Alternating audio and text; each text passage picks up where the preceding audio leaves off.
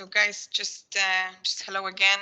I'm just giving a few more seconds and allow people to join, and we're gonna kick off soon.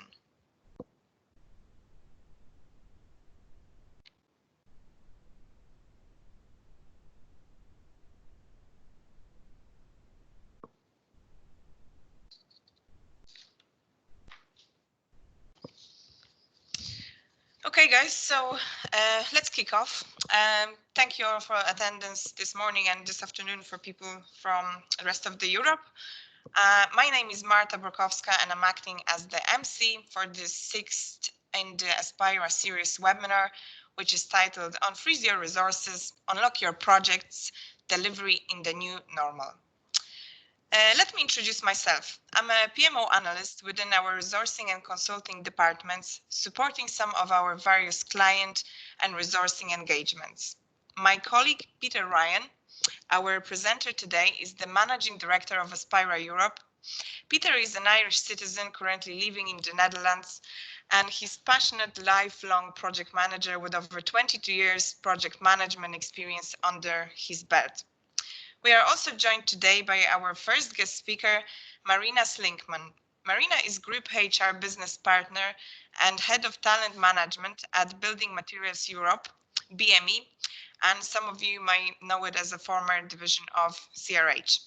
Marina has over 15 years of experience in search and selection, executive search, corporate talent acquisition, and HR for a range of companies. We also have our second guest speaker, Russell Moore. Russell is Head of Resourcing Advisory at Aspira and has been working in IT and project resourcing since 1993. He is responsible for European sales and account management of this Aspira offering since 2014. Now, a little bit of background on Aspira, just for those who don't know us yet. We are a specialist project management consultancy and IT services firm with offices in Dublin, Cork, Abu Dhabi, and Amsterdam. Established in 2007, the company now employs over 160 professional staff and has been on the Deloitte Fast 50 for the past 6 years. For the past 3 years, we were listed by the Financial Times as one of the Europe's 500 fastest growing companies. Aspira, as we can see, has six key offerings as shown in earlier webinars and explored aspects of training, advisory, and business applications. In today's webinar, we will focus specifically on project resourcing. Aspira provides both project resource management and advisory service, as well as providing our consultant resources on a flexible basis to work on client projects. So we have loads of experience and expertise in this area, an area that will be very important to organizations as they plan their way out of lockdown, something we will discuss in more detail in today's webinar. So just a little logistics. We have placed you all on mute simply just to reduce the unintended background noise or interference. Despite that, however, we are going to ask you for comments and questions following the presentation. So please keep a note and use the Teams chat functionality to raise your questions following the presentation. I will monitor and raise those questions directly with Peter, Russell, and Marina to address later. If you are new to Teams, you can see the chat icon second on the top on the left-hand side of your Teams screen.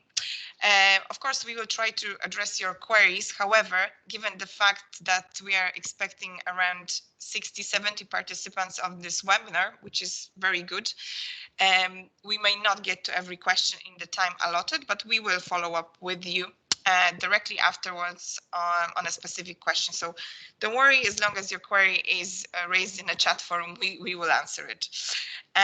So with the logistics covered, let's get into the objective of today's webinar, which is to show you how to unfreeze your resources, unlock your projects, and how to deliver in the new normal. So to start with, I'd like to introduce you to Mentimeter. So Mentimeter is an audience interactive solution aimed at making our webinar a little bit more engaging. As such, I'm going to ask you to grab your mobile phones right now, and please follow the instructions on the screen. So please go to www.menti.com and enter the code 6561 95 on your phone when prompted. So please do it now. Or you can also use the QR code to scan it. So let's move to our first question. So I'd like to just get to know you a little bit more, and I would like to know where you're presently located. We can see some of the answers are already popping up. We have Douglas, we have Kinsale, Cork, big presence. We have Dublin, welcome everyone. We have Netherlands, very good. So the locations are being populated. Limerick, very varied. Blanchester, parts of Dublin. Again, Dublin, Cork, Amsterdam. Well, welcome guys. That's very good. It's being populated. Very international audience today. So I'll just give you a few more seconds to answer, to give a chance to everyone to answer. So if someone joined late, the code is just on the top of the screen. It's 656195. Okay, guys, so let's move to our second question. So we'd like to find out, with regard to the current staff headcount and future project requirements in the current situation, what is your number one concern at the moment? Are you concerned about productivity of working from home, shortage of correct skills, or ability of the market to recover?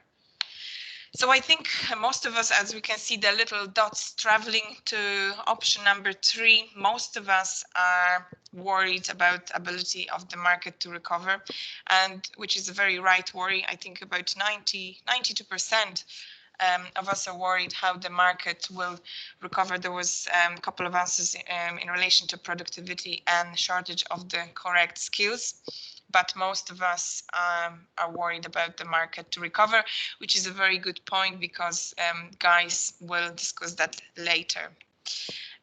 Let's move to our third question. How is your company doing right now? So please choose one option. You would say that, are you reducing your projects? Would you say you're freezing your headcount? Or would you say neutral, you're not changing anything? Or maybe you're preparing for the best, so you're moving forward and hiring. So let's give it a couple of minutes.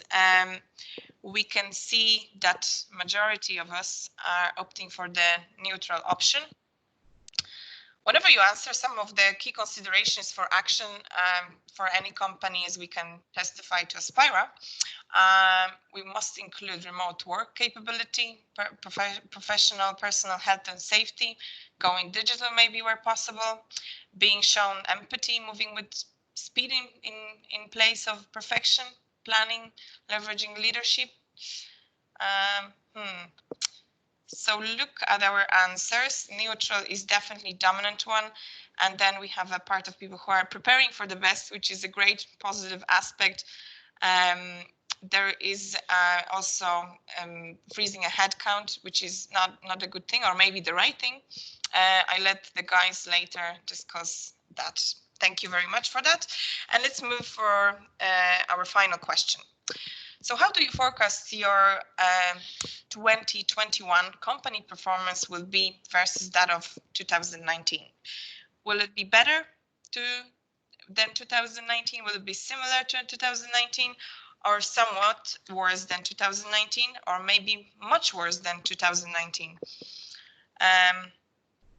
There was a couple of studies published by the PMI article that some of the organizations are responding to the crisis with too many uncoordinated initiatives, which might result in more harm than good. So if we want to overcome the impact and enable more accurate forecasting, we need to adopt an approach and embrace the realistic planning, diligent prioritization, and careful resource management, which is very interesting.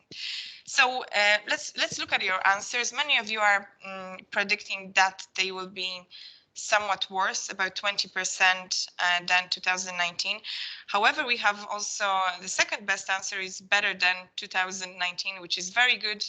There is some optimism there, and actually it's very close to similar to 2019, and partially 13% has answered that it will be much worse. So thank you for that, guys. It was really good to get to know you and what you think. We will relate to your answers a little bit later. With that, I would like to end our Menti session, and I will hand you over to Peter to start today's presentation. Just give Peter a couple of seconds to get going, and we'll be ready to start. Well, the technology always plays on us, so don't mind us, guys. We'll be with you in just a couple of seconds. I think Peter has to just put these part of the presentation, and we'll be ready to go. That's brilliant.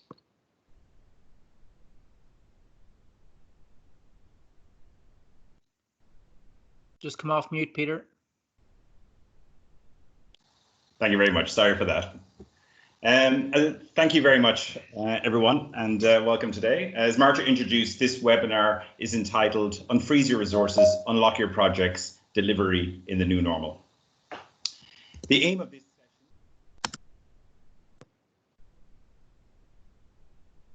session... Peter, you're gone. You're back on mute, Peter. Unmute, Peter. Apologies. The aim of the session is to explain how you can maintain project momentum via targeted project resourcing. We will take you through the following topics. Project resourcing market insights, explaining to you what is happening in the marketplace currently and how we see it trending over the coming year. Practical insights for how you can take back control of your project's fate by influencing personal and portfolio drivers. Throughout, we will reflect how high-performing organizations are adapting to be successful in the current environment, including through a number of featured case studies. Our Q&A today will be carried out with a panel, including Marina and Russell. And finally, we'll close with a summary wrap-up, followed by a quick survey. So let's get started. Before we jump to the present day, I'd like to set the scene for what it's been like leading up to this point. VUCA has been an acronym we've heard more and more in the past 2 years. It stands for volatile, uncertain, complex, ambiguous. As the business and technology world became ever more fast-paced, it has given birth to, as the PMI call it, the project economy. And what is the project economy? It is one in which project teams have the skills and capabilities to nimbly turn ideas into reality. I like to call it the pop-up project team approach, whereby project teams are no longer fixed in place, having projects one after another pushed to them, but simply that they are formed for specific purposes and dissolve as projects complete. This flex is the response to the VUCA world in which we live today, and therein the absolute need to have flexibility in our project resourcing models. So again, to reflect on 2019, the PMI carried out a study that reinforces the arrival of the project economy, reporting that 97% of organizations consider projects critical to business performance. When they drilled into the detail on comparing high to low performing organizations, they discovered that 80% of high performing organizations are investing in project management resourcing to keep their projects lean and utilizations high. And greater than 50% of projects are understaffed in terms of competency capability. Another stat that's interesting in the market today is that the #1 issue, or at that time, holding back project progress, is finding and retaining key project technical staff. For example, in the Netherlands, where I live and work today, over the past 2 years, project disciplines have been in so high demand that for certain roles, there has been up to a 7-to-1 demand versus supply gap. That's one person being sought after for 7 roles. So in 2019 and early 2020, that was incredible momentum. Then the storm came, COVID-19.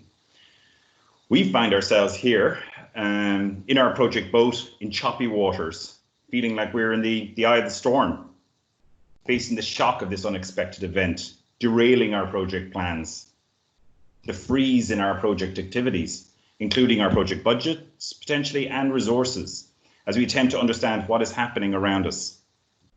And through it all, there we are trying to navigate our project journey to where we had planned it to originally be in 2020, before the crisis.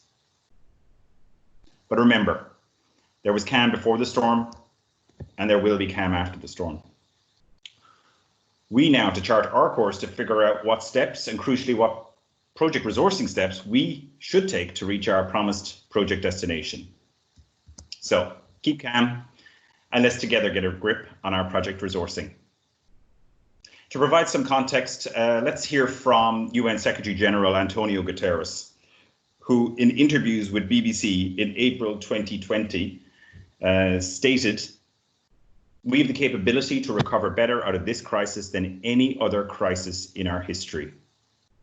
He states that our goal now must be to flatten the curve of impact to aid a swifter recovery. This is not just to flatten the curve of impact of the virus, but the depth of impact to the economy. That will allow us to rebound quicker and to thrive quicker. So this concept has direct meaning to the project economy I referred to earlier on, therefore our projects. So in project terms, what do we mean by flattening the curve? Well, to explain this, there is another curve I'd like to show you. Some of you may be familiar with the Kubler-Ross change curve. This curve, brought out in 1969 and still in active use today, describes the 5 stages of emotions undergone by people who have experienced deep loss. These stages have been relabeled by organizational change experts to reflect impact on people, in our case, project team members, who experience loss in other ways, in terms of, for example, losing your project role, or a major project you're working on being halted, or being faced with major changes in your ways of working, for example, working remotely. It charts people's morale and performance on the vertical axis here on the left, over time shown on the horizontal axis. So to explain it briefly, shock on the left-hand side here represents the arrival of the storm as shown earlier. This is followed by negatively affected project team members going into denial, frustration, and finally, potentially depression, as those project team members lose motivation and performance drops as they sink to the bottom of the curve. Our mission here is to explain how to reduce the depth and duration of that curve, moving forward out of it as soon as possible, unfreezing those resources. So, what steps can we practically take to achieve that?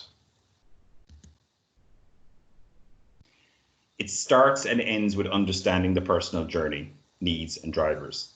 Before we describe the 3 key steps shown here, we as leaders of people and projects need to know what our shock response is. On the far left, we see shock. In this situation, know your control is initially gone. Don't panic your people and be present, highly present. Then these 3 steps come into play. So let's go through them briefly. First one, provide the technology to your people. Quickly assess and provide that technology to work remotely. For example, a laptop, certain software like MS Teams that we're using today, SharePoint for file sharing and headsets, etc. Second, motivate those individuals. Ensure team leaders, project managers understand the Kubler-Ross journey and therein understand their team's journey as they go down and up, and how to support them through that journey. One practical thing you can do is reassess team members' targets. Realize there may be different goals and objectives that you might that have resulted through the current crisis. Thirdly, foster collaboration. Understand the team Kubler-Ross journey. Empower that team to support and motivate each other. Including here could be proposing alternatives, ways for them to connect, to achieve their targets, and so on. The leadership should focus on actively supporting them via servant leadership style, communicating, for example, in support of them in all directions, to show that they are protected and supported as the journey evolves. This is a key aspect of resources being unfrozen in the new normal. So if that is the human personal side, or should I say the art, of moving forward in this time of flux, like 2 sides of the same coin, there is a science side, and for that there is another curve. The Kubler-Ross model has been reimagined, as I mentioned earlier on, not only by change experts explaining the personal journey, but Aspira have reimagined it to reflect the deep portfolio changes that are required at times of major upheaval such as this. By the way, a portfolio is a set of projects that an organization has strategically prioritized to commit resources to deliver. So let's take a look at it. The curve in this case may not necessarily mean negative things for an organization, but in most cases it will mean change. And initially it will mean a pause on projects, certainly new ones, and a total reassessment of their portfolio of projects in flight or in the pipeline. Some organizations will see increased projects, those who make face masks or ventilators perhaps, or different projects going from making football strips to personal protective equipment. But for many, it may mean a downsizing of project budgets and of project resource pools. As stated earlier, the storm will pass.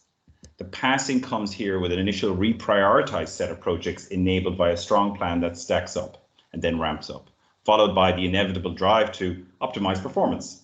In some cases, the ramp and optimization could coincide with a dynamic and rapidly increasing demand in the market, or should I say a surge.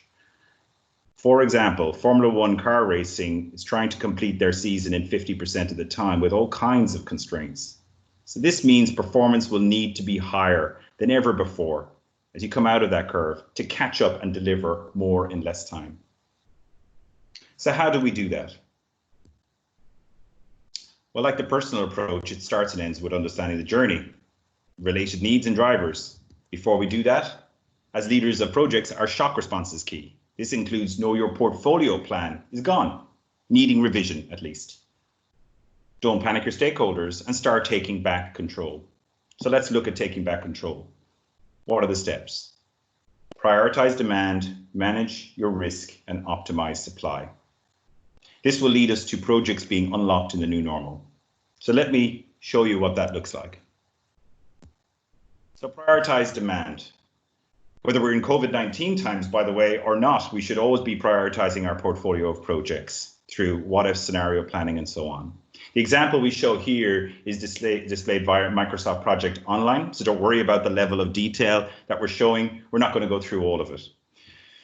I'll guide you through it. So let's assume this is a portfolio under review as the shock of COVID-19 is landing. Okay, so the first thing we do is we start with listing the projects that are under consideration. Okay, so here we've got 13 projects listed, and they stack up to $12 million in total. The next thing we should do is prioritize the projects based on strategic drivers. Now, those drivers not listed here may very well be altered due to the current crisis. You should look at those before you calculate the priority. The next thing you do is marry that up with cost. So look at various cost scenarios. For example, here we look at an optimistic scenario and we look at pessimistic scenario. Well, in this scenario, we will say here the executive management reviewing it may think, pessimistic time. So they choose what is on the far right over here, the first one at the bottom, 5 million. That's what they've decided they can afford, not the full 12 million or other scenarios. And hence we see we've selected 6 projects out of the 13. The other 7 are paused or stopped. These 6 going forward align to giving 42% of the strategic value on offer. So now we can move to stage 2, managing risk. Managing a portfolio in a time of uncertainty is all about managing risk. In particular, our risks will relate to getting our supply of project resources in balance with what we anticipate the demand to be. There's multiple uncertainties out there, I'm sure you'd say. The only person who seems to have certainty is Donald Trump, and that seems to change daily. So the rest of us need to apply some science. So let me explain. It's only natural that we will aim at planning for the worst. There's nothing wrong with that, but just be aware of cutting too deep. Lose too many resources, and as we ramp up, we risk our ability to ramp back in that pattern. Remember, 6 months ago, lack of resources was our #1 issue. But also, cut too shallow, retain too many resources, and you could risk your very own organizational survival. We recommend also we focus on preparing for the best. We must select the best resourcing model to manage the risk and to provide the flex for the ramp we talked about earlier on. We must optimize supply to align up or down with the new priorities and future ramp. So how steep will that ramp be? How soon will that ramp arrive? Let's get a prediction on that. So here's what the IMF released just last month. It reflected that that 2019 was a strong year, unquestionably, across the board. Going to 2020, it will come as no surprise that there is a sharp dip currently impacting this year.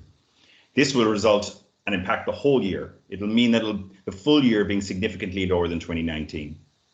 What might be a surprise is that IMF is predicting a bigger ramp globally in 2021 than the dip in this 2020. For example, the IMF estimate near double-digit growth in China in 2021. This graph reflects what is known as a V-shaped recovery model, taking us from plunge to surge in rapid succession. So what is the best way to deal with such rapid fluctuations in demand? How can you manage your supply in this context? Well, the best way to manage it depends on the environment in which you operate. So looking at this project resource continuum, we are not saying there is one size fits all. It isn't good to bad from left to right. It may make sense for your organization to lie on the right-hand side, to insource. For example, if your demand is more predictable and where it can take a long time to find and train up people to run your business. On the other hand, on the left, it may make sense to lie there, outsource. If you are dealing with very unpredictable demand and the skill set you need is readily available. So let's take a look at some examples to just reinforce that. Uber, the world's largest taxi company, owns no taxis and, no surprise, has minuscule employee base, preferring to use independent contractors and freelancers who are freely available. On the right-hand side, the police. They have predictable demand and long lead times in onboarding their resources. And then we go into the middle part. Ryanair, the largest airline in Europe, may be considered a fragmented blend with a heavy but not exclusive focus on outsourcing. And then we have BME, a client of Aspira who are with us today, Marina. They're a strong believer in a healthy combination of insourcing and external partnership. BME maintain their own staff as core and aim to build a small number of trusted advisors and partners who understand their organization, their needs and culture, and are highly skilled in providing the related quality and quantity of resources they need. BME invest in partnership for times such as this, partners who can flex resources up or down, depending on whether it's a surge or dip. Aspira support two aspects of this resource continuum, just to be clear. We help figure out where clients may lie on this continuum, it's an advisory service, and we also help them deliver via a partner blend here as we work with BME, a resourcing service. To summarize, Aspira's resourcing golden rule is that organizations should retain the core and retain flexibility to deal with the ramp when that comes. That's the flexibility that will see you ready to bolt off the blocks. Are you ready to bolt out of the blocks? Some of your competitors are lining up to take off right now. So let's take a look at a few of those. MasterCard just announced committing to 1,500 jobs in Dublin. Regeneron moving production from New York to Limerick, creating hundreds of jobs. Zoom is expanding heavily in its European hub in Amsterdam, also in India and across the US. Medtronic rapidly moving to double their employees base to over 550. And Amazon, as you no doubt have heard, growing continually, have recently announced a further one, which is they're hiring another 75,000 additional people in the coming year. And the list goes on. In conclusion, to unfreeze your resources and unlock your projects, combine the art of personal support and care and the science of portfolio and resource management. This is the targeted vaccine to this current condition that we have today. Thank you. Thank you very much, Peter. That was very insightful. And guys, I also hope that you found it interesting. Now I'd like to introduce you to our first guest speaker, Marina Slinkman from BME. Many thanks, Marta, and thanks for introducing me. Hi, everyone. Let me show you the portfolio journey. But let me first explain a little bit more about Building Materials Europe, in short BME. BME is headquartered in the Netherlands, and we have approximately 4 billion turnover on a yearly basis. We employ 10,000 people across 550 locations in the Netherlands, Germany, Switzerland, Austria, Belgium, and France. And what we do is we buy and sell building materials across Europe, and we're divided into two platforms: sanitary heating and plumbing, and general builders merchants. Then you must think of selling bathrooms or tiles, construction materials. So our customers are handicraftsmen or companies with approximately 100 people. So purely business to business. Our business model with general builders merchants, we have our shops, branches and drive-thrus, and with sanitary heating and plumbing, we only have showrooms and distribution centers. If you look at this slide and you look at the prioritized demand, the moment we were sold to Blackstone, we made a strategic plan. Well, that strategic plan means that we aim to grow to a substantial level in the next 5 years and display a sound EBITDA. But the moment that COVID-19 hit us, we kind of were numbed. We were freezing the headcount, reducing, so we were holding back projects, and only business critical went on, because some of the countries were shut down. For instance, Germany, France, Austria, Belgium. And we really believed that this was it, you know, that the strategic plans couldn't take through. And yeah, that really was bad. And then if you look at managed risk, we really wanted to manage that risk and to save some money. But on the same hand, we also wanted to manage that strategic agenda. So we made the different scenarios where Peter early on referred to, and we were preparing for the best. So what we did, if you look to the optimized supply, we reviewed again, and we were bold. I mean, we looked at our customers, our people, and our suppliers, because those were the main stakeholders. And if you look to the customers, what we did, we opened the pickup, the drive-thrus. We provided our customers hand sanitizer so they feel safe. And people of the headquarters were even helping in the distribution center to manage the demand of our customers. With our people, we did a weekly all-hands call to really motivate them, but also to be transparent and to keep each other together. We did workshops, you know, how to work remote, but also how to improve your collaboration skills, because it's quite something, right? If you work in the office or work from home, you feel less connected, and there's less interaction than when you meet face to face. And regards to the suppliers, we renegotiated earlier agreed terms and focusing really on that partnership. So that's in short what we did when COVID-19 hit us. So thank you for watching and hearing and listening to this portfolio journey. Later on, we will have the time for Q&A. But let me please hand you over to Russell. That's great.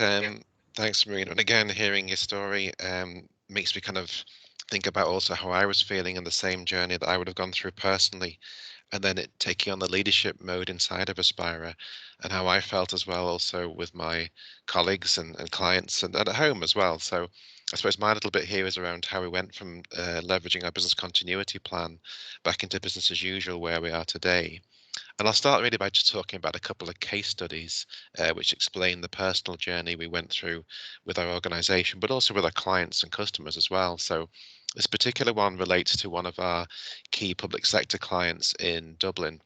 And as part of our engagement model, obviously, we were communicating quite closely with our clients as we went through the shock in April. And there's some of those communications. This particular client immediately flagged a challenge they were facing, which would ultimately hold back our project as well as theirs, because they had a shortage of laptops. And we'd already started that plan ourselves by procuring equipment and material software things that we needed that could actually solve certain challenges that clients might face. So we quickly engaged with them, provided laptops to get their workers back up and running in a work from home environment for the first time, and also gave coaching and guidance around some of the setups on their teams, other different things they could use within Office 365 platforms, and really helping the client and ourselves become re-energized, re-motivated to realizing that actually we can continue to work together and deliver our projects in a collaboration model. And actually those individuals were required to have training on some of the systems that we were launching as part of a new software project with them. So we were using our virtual classroom methodology and approach to engage with the staff of this particular customer, work with ourselves, and then start to kick off some of the software projects we wanted to deliver with them. And of course, because the client is slightly unsure of what might happen in the future, we've been working closely on the resource planning to see what software developers or other people they might need for their projects that we can soft tag for the future, and just ensure really that this organization is able to satisfy their own project plans and the needs they have with their particular clients. Moving on from that, another technology challenge we faced was an organization in the UAE. So Aspira is operating in a number of different countries at the moment, and really this came as an advantage to ourselves because this particular client are extremely tight on security. It's a very important aspect of the way they actually operate their own business, and of course they're based in a different jurisdiction as well. But through the I guess the certainty and the trust and the understanding of our technology solutions and the ability to be able to exchange data and information very securely, they were comfortable with the idea that we could support their new project launch and their new client project launch with the use of remote workers from our teams. So we were able then to motivate their individual teams and their clients and their client representatives to be able to convince their client that we could kick off, and through Aspira's use of some of our own staff actually based locally here in Ireland, but also by using our project resourcing model to identify other specialists outside in different countries, we could support this particular client kickoff on this project seamlessly from different locations, and actually helped us to pass some of the issues around onboarding and induction times and lead times and visa challenges. What was really nice was the team all rallied around and agreed to work to the local working hours, because obviously there's time differences involved, and we wanted to align that to the delivery of the actual service in the UAE. So everyone was starting, for example, in Europe at 6 a.m. and also changing the working week from the Sunday to Thursday, which is as normal in this particular region. So this was a great win-win for all of us and a leverage of all of some of the Aspira services. Moving on to a different challenge altogether. Some of you may be aware, and we're all waiting to see live sport return, but this weekend the German Bundesliga has managed a very complicated project actually to kickstart and reopen the leagues.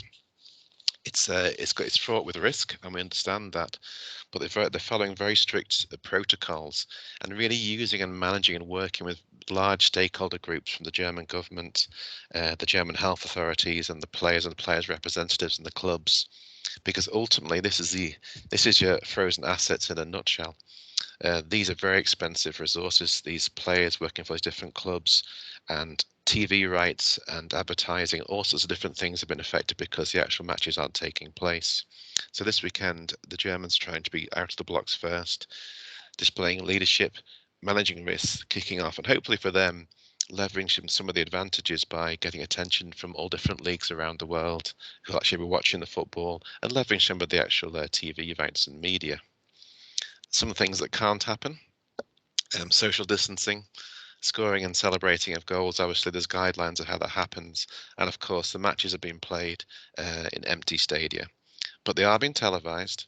And interestingly, as much as we commend the Germans for doing this, and we'll see what happens when they start to have to leverage larger squads and play matches in short spaces of time and really rely on their project resources to make things happen.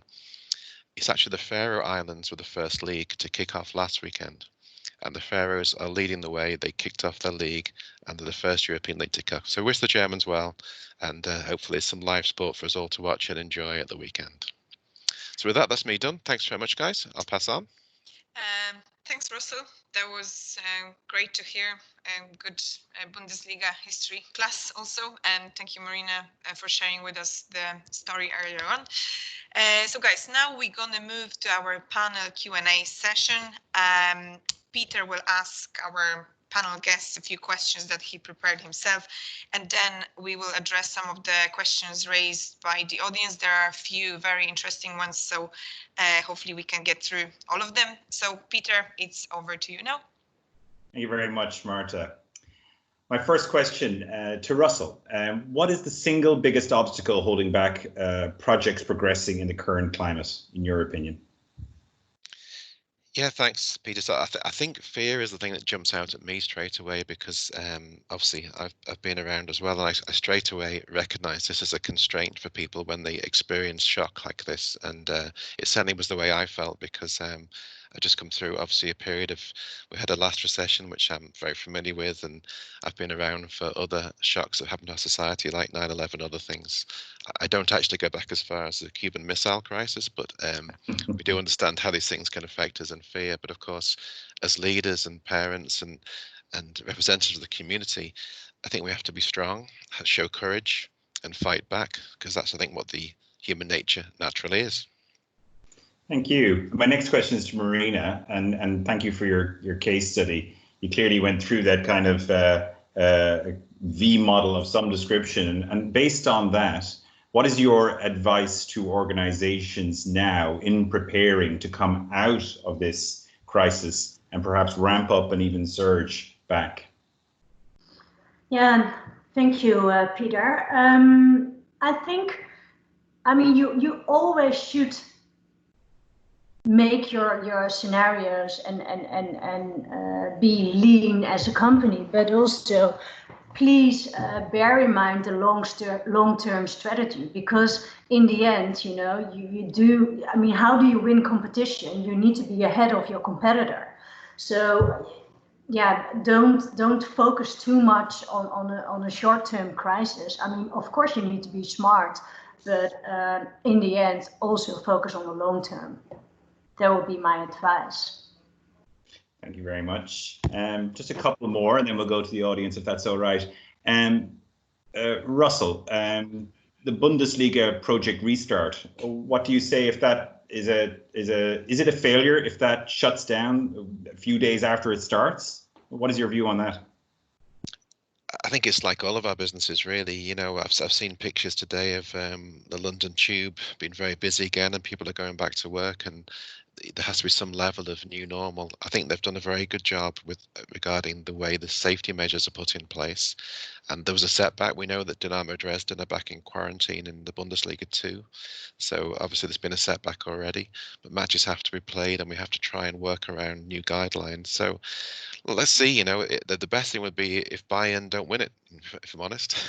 My final question to both of you. So I'll start off with Russell. Is looking at the Mentee data that we just saw earlier on. It was fascinating. I do believe that there's realism and optimism out there in the market looking at that data. So I think it was around the measure of 40% felt it might be marginally worse than 2019. So not radically worse. But there was also 24% that were talking about it being better than 2019. So I think there's a bit of realism, optimism out there. Do you have any predictions yourself? Do you feel that these numbers make sense? Russell first. I think there's realism, because certain sectors just will struggle naturally. There's constraints in place that'll be very hard to surpass in the short term, where there's a physical requirement for people to do certain things together. So that is balancing out the way that other organizations are able to work very freely through work from home and remote. And I mentioned earlier about our example in the UAE. We're already working on a project called Ressources Sans Frontières, which is an opportunity for us to supply people and resources right across the EMEA, because of the technology that we have in place and the ability to provide good staff remotely and through different technologies. So yeah, it's a sector you're in, unfortunately, but I think diversification, creativity and innovation can create new markets for yourself, and listen to your people. What do they want to do? Where do they see the opportunities? Marina, any thoughts on that topic? Yeah, I think I can agree with Russell. I mean, it would all depend on which industry you're in, right? And as you could also see in your IMF picture, I mean, it depends also which area or region you're in. Yeah. But yeah, I mean, hopefully we will increase in turnover. So yeah, let's hope for the best. Thank you. And Marta, any questions from our audience today? Yes, there was very interesting questions there, so hopefully we'll be able to get through a couple of them. So the first one I'd like to address was from Karian. So the technology for most companies has been in use for a long time, and it's not new. For those who plan to remain in a remote work environment for the remainder of this financial year and the first quarter of the next year, so the question is, what KPIs can be used to measure productivity and well-being of your people? Interesting. I feel like this is, I'm going to target our HR expert here, Marina. KPIs around that topic? Yes, we have, and it's monitored on a monthly basis. So no, we for sure we have that. And Russell, so we're looking at 1 year of working, and I think you just mentioned it earlier on there with Twitter announcing, I think indefinitely they'll allow people to work from home, their entire workforce, I think you said. And now this question is around for the next year. How do we kind of monitor that and support that, I suppose you could say? Yeah, there's two elements really. The prioritization that we talk about in our company is around people's own individual situation. So we've got a very close counselling service happening all the time to see how people are managing in their new environments. And as we come out of lockdown and repopulate our offices to about 30%, what we'll do is we'll look at and prioritize people who would work better in the office environment. On the other side, we're gaining from a productivity point of view, which we're seeing in the KPIs, through people who aren't commuting. So if you look at Dublin in general, it's a very difficult situation trying to get to work and spending 2 or 3 hours a day stuck in traffic and getting in late because of certain constraints. So we're seeing a real benefit and better output in productivity and creativity from people who are actually used to working from home again now, and probably will stay that way, the same way that Twitter are talking about on the news today. So the KPIs change. It's through consultation. Definitely comms plans with staff and different ways of engaging with staff is really important, which I won't go into now, but I think we're all aware of what they are. Thanks, Russell. Thank you for that. I have actually a question from another question for you from one of the audience. So Santos is asking a question to Russell directly. When the new normal is in place, can you estimate what the percentage of the workforce will work remotely when compared to numbers from December 2019? It's a good one. So you look at practicality, and I suppose the best visualization is if you look at a Dublin bus. So Dublin buses have been redesigned, and if you imagine that people in the capital are actually having to use public transport to a large extent to actually get into workplaces, the capacity on buses and trains has been reduced to a certain amount. So we're planning at something like a 30% office-based staff number for ourselves in our core staff, and many of our project resources, as we described earlier with the UAE, etc., already set up to work from home anyway, and they want to work that way going forward. So I guess there's a number. You're looking at what's physically possible inside the health and safety guidelines for your offices, and then also what the actual capacity is for getting your people in and out of work safely. Thank you. Thank you. That's Excellent. interesting. So I think we have time only for one more question. I have a question from Saurav. How we deal with manual work factor, as the technology can be useful in planning and has its limitations when it comes to manpower resources. So we're talking about manual, and it's a physical presence, I think we're talking about here, where there obviously are restrictions, and that was a point really that Marina mentioned earlier, where she's seeing this challenge of the way they adapt the business to the pickup thing, for example. So we'll be pleased to hear that McDonald's are opening again this weekend, and of course they have a drive-through option. So it's definitely this adaptation of finding different ways of delivering services, the same way that Amazon has done. So yeah, there's a lot of challenges there. Creativity, innovation is the only way forward, and I think also looking at watching other companies and seeing what they're doing to actually leverage and manage with the new environment, because it's not easy, but certainly I would say creativity, innovation all the way. Okay, thanks for that, Russell. We do have more questions, but we will address them after our webinar directly to you guys. So thank you very much to all the guest speakers. Thank you, Russell and Marina. I will give you back to Peter to wrap up. Thank you, Marta. There was one more question I was going to ask quickly, and as a yes/no question answer was, Russell, are you thinking of coming out of retirement to participate in the Bundesliga again? So I promised Pat I wouldn't mention Burnley in this presentation, so I'll therefore revert to my former career in Eintracht Trier and SV Zollen, and I'm available if called upon. Excellent. Thank you, Marta, Russell, Marina. Fascinating. And just before I recap on today's key points and pass you back to Marta to close the session, don't forget there's a survey. I'd like to make you aware of some training and advisory offerings we have.